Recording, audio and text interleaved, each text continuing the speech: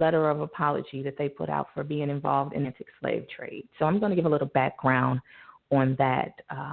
This video is kind of breaking down what was done, what was said, and where things were as of last week. So here it is. Listen to the clip for me.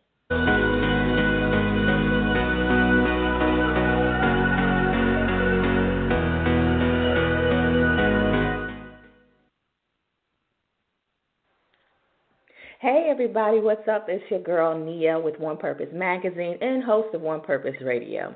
So I'm coming to you today with a quick culture topic, and we're talking about the full statement that was given by Lloyd's of London Insurance Company, or insurance giant. The British insurance giant Lloyd's of London sent out an apology in mid-June for their role in the Atlantic slave trade amid this international uproar over systemic racism. And what they said is that they were sorry for propping up the slave industry in the 18th and 19th century and called their behavior appalling and shameful. It was a shameful and appalling period for English history, and as well as their own. So the company laid out a few things that they want to do. As a response to the statement, rapper T.I. decided to post an open letter to Lloyd's of London from the descendants of the enslaved. And on the open letter, he acknowledges their apology, but he just didn't feel like the apology was enough. So on the open letter, he also listed a few things that he suggests would be good reparations for the descendants of the enslaved. And he mentioned 10% ownership of Lloyd's of London, board diversification with at least one member of the 15-seat board being occupied by an African American. He also included accurate annual tracking of reparations and $1 million cash loan with a 1% interest as a financial recompense made available to every African American adult once in their lifetime for the next 200 years.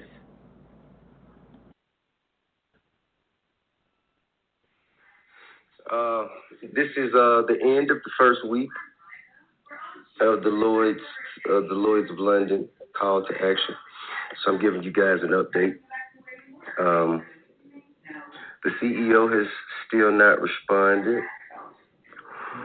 I appreciate everybody who is going to sign the petition. What we need is more people to make it their business to go to usorelse.org to sign the petition. It's roughly somewhere between 40 to 50 million here in America. This is called, if it's 44 million people, 44 million black people in America who are descendants of slaves, to get those 44 million people $1 million, it takes 44 trillion. Okay? So that's my goal.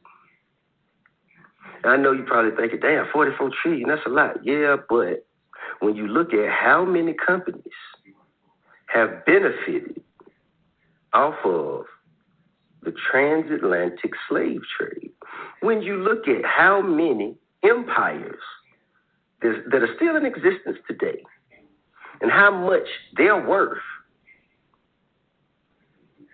if you pull 10% from each of them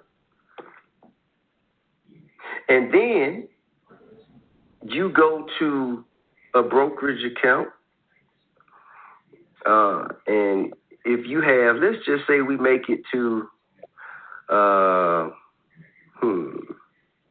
let's say it's $5 trillion that is based off of our equity in 5 different companies, okay?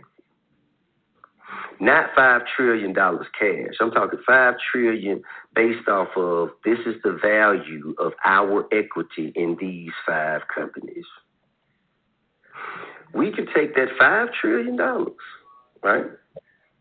And we can go to a brokerage account. And based off of these companies' performances, that equity can be drawn down on 10 times of what it's worth today, which would be $50 trillion, which which would be enough to get everybody $1 million. And as for me, I'm just going to stay tuned and see what comes out of it. If you're interested in the meantime, visit usorelse.org.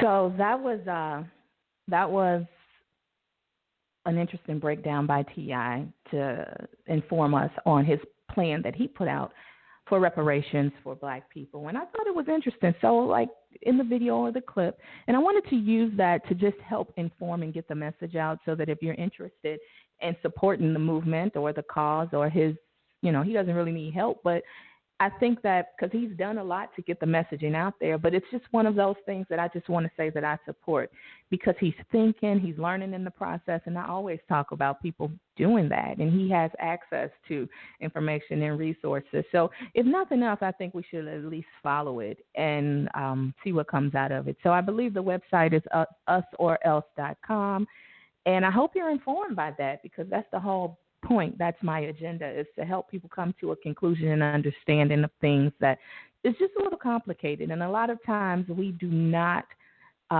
we see them covered, but we don't really get coverage of them. So I really do believe that his movement is one of the movements that we should pay attention to and support if we can, in whichever way that we can support it.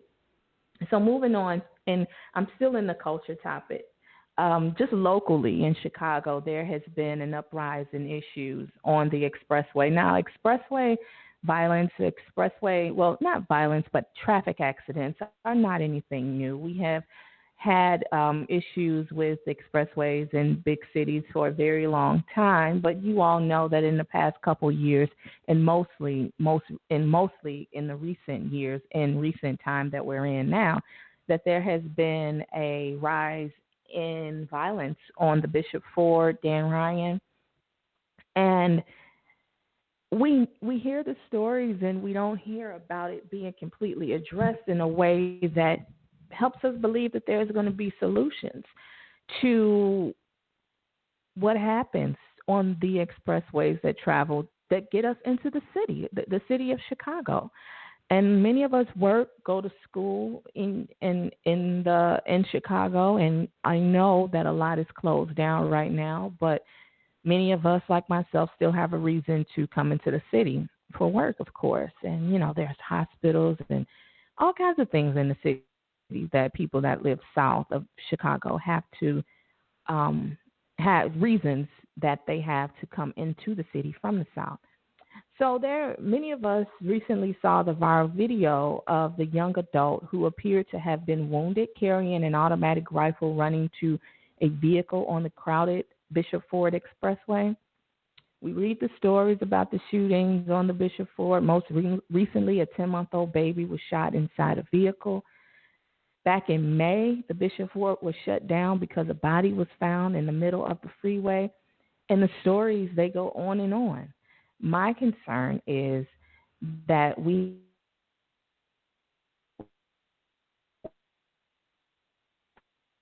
as an issue. We hold organizations accountable when society becomes difficult for us to live in. Now, call me the one spoiled child from the suburbs if you want, but I think it's insanity to accept that we have to accept what we have witnessed on this expressway as a norm. And so I read in a couple news reports, in an NBC News report, that state police had recorded 62 expressway shootings in Cook County this year. This year, as of last Tuesday, 62. I'm going to repeat that. 62 state police had recorded. Pay attention to the words. State police had recorded 62 expressway shootings in Cook County alone this year. So when they say had recorded, you know what that means. It means that it could possibly have been more. They just was not documented. So that compares with 52 for all of 2019.